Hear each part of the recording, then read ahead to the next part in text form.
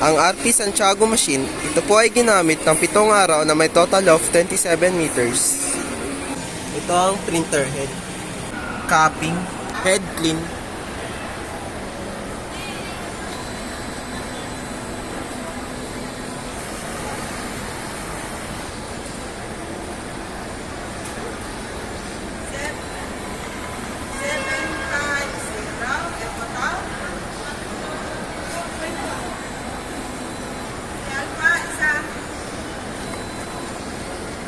At linis ng wiper after head clean.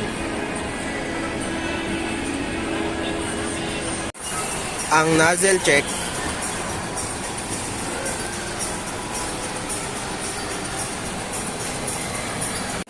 Ang ink system ay tama lang. Ang waste tank ay nalinis nung Sunday. Ito ang AVR. At ito naman ang grand wire. Ito naman po ang use at ang unused supply namin.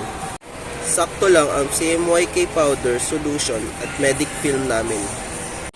Ito naman po ang records na nagamit na Sayan, DTF cleaning solution, white, powder, at magenta.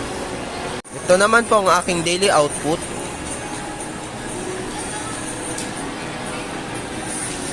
Ito naman po ang aking printer daily checklist.